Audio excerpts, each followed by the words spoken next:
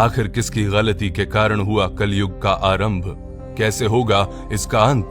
कितने साल और धरती पर राज करने वाला है कलयुग? कलयुग यानी आज का युग जिसमें हम जी रहे हैं। कितनी पीड़ा, कितना दुख, कितनी यातनाएं हैं इस कलयुग में, फिर भी हमें जीना तो पड़ता ही है। लेकिन क्या आपने कभी सोचा है कि कहां से आया है ये कलयुग? आखिर क्यों इस धरती पर कलयुग की जरूरत पड़ी? आज की इस वीडियो में मैं आपको बताऊंगा कि आखिर क्यों और कैसे इस कलयुग ने धरती पर जन्म लिया और कैसे इसका अंत होगा।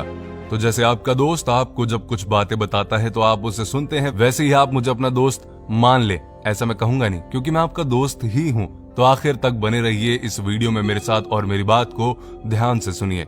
हमारे पुराणों में 4 युगों का वर्णन किया गया है: सतयुग, द्वापर युग, त्रेता युग और कलयुग। कलयुग चौथा और आखिरी युग है।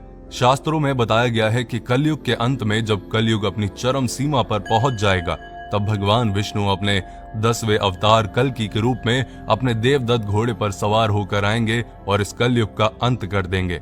आखिर कलयुग होगा कैसा?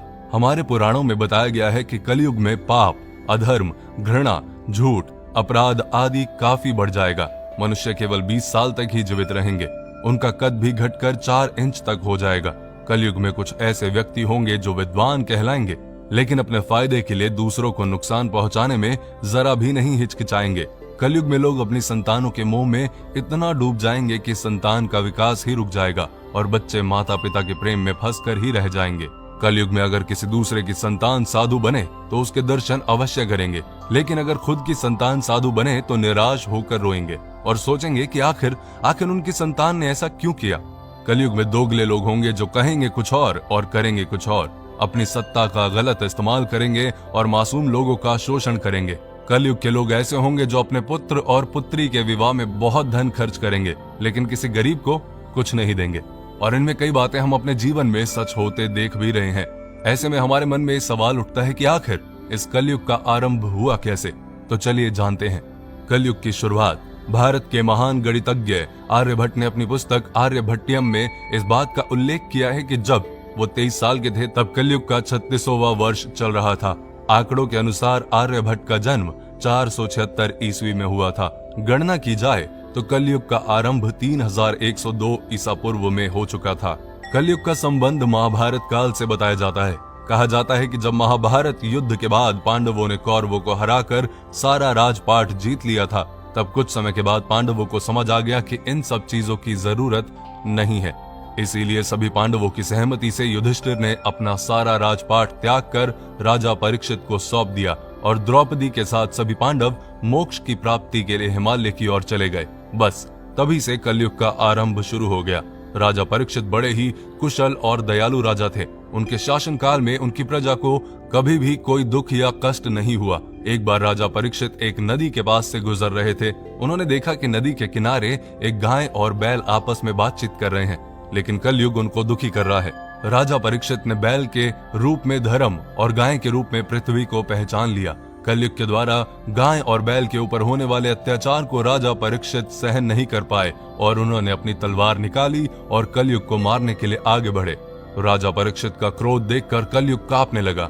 कलयुग भयभीत होकर अपने राजसी वेश को उतार कर राजा परीक्षित के चरणों में गिर गया और क्षमा याचना करने लगा। राजा परीक्षित ने शरण में आए हुए कलयुग को मारना उचित ना समझा और उससे कहा, कलयुग तू मेरे शरण में आ गया है, इसलिए मैं तुझे जीवन दान दे रहा हूँ, लेकिन अधर्म, पाप, झूठ, चोरी, कपट, दरिद्रता आदि अनेक उपद्रवों का मूल कारण केवल तू ही है। तू मेरे राज्य से अभी निकल जा और फिर कभी लौट कर मत आना।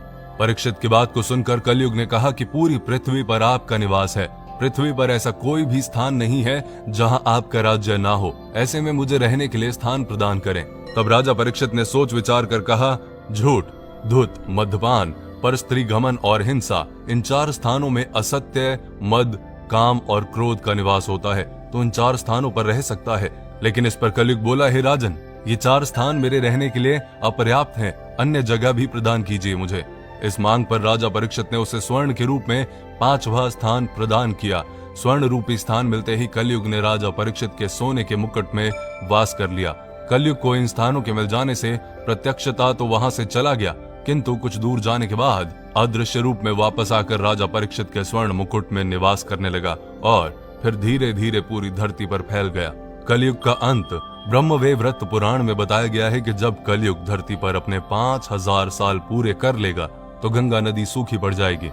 जब 10,000 साल पूरे हो जाएंगे तो धरती पर वास करने वाले देवता अपने धाम वापस आ जाएंगे और ये धरती देवता विहीन हो जाएगी। इस धरती पर केवल अधर्म का वास होगा। कोई भी मनुष्य पूजा पाठ नहीं कर पाएगा।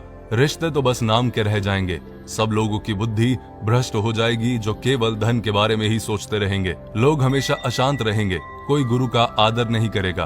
ब्राह्मणों का ज्ञान खत्म हो जाएगा। क्षत्रियों का साहस खत्म हो जाएगा। शोषण करने वाला राजा होगा और प्रजा भी एक दूसरे पर अत्याचार करने से पीछे नहीं हटेगी और एक दूसरे की जान की दुश्मन बन जाएगी और अंत में सब कुछ नष्ट हो जाएगा। फिर कलयुग अपनी चरम सीमा पर पहुंच जाएगा और तब भगवान विष्णु अपने 10वें अवतार कल्कि के रूप में आएंगे और केवल 3 दिन के अंदर ही सभी अधर्मियों का नाश कर देंगे। तब बहुत तेज बारिश होगी जो कि भयंकर तूफान के साथ पूरी पृथ्वी को पानी से डुबा देगी। उसके बाद आकाश में एक साथ 12 सूरज उगेंगे और जिसके प्रकाश से धरती का सारा पानी सूख जाएगा और फिर से एक युग का जन्म होगा। कितने साल बाद होगा कलयुग का अंत? शास्त्रों में बताया गया है कि धरती वासियों का 1 साल देवताओं के 1 दिन के बराबर होता है। एक संक्रांति से दूसरी संक्रांति को एक सोलर मास कहा जाता है।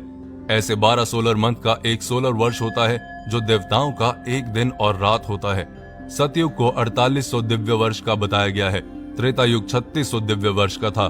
द्वापर युग 2400 वर्ष और कलयुग 1200 दिव्य वर्ष, यानी कि कलयुग 4,32,000 सौर वर्ष का होगा, जिसके अनुसार कलयुग के अभी 5000 साल ही पूरे हुए हैं। 4 लाख से भी ज्यादा वर्ष अभी बाकी हैं जब तक कलयुग इस धरती पर राज करेगा। लेकिन कलयुग के इस समय में मनुष्य को इस भयंकर प्रलय से केवल हरि कीर्तन और भक्ति ही बचा सकता है। तो अपनी लाइफ में ध्यान रखिए कि दूसरों को दुख देने से कुछ नहीं होगा। भक्ति में ही शक्ति है। भजन करें, कीर्तन करें, दूसरों की हेल्प करें, अपना ध्यान रखें और अपनों का ध्यान रखें।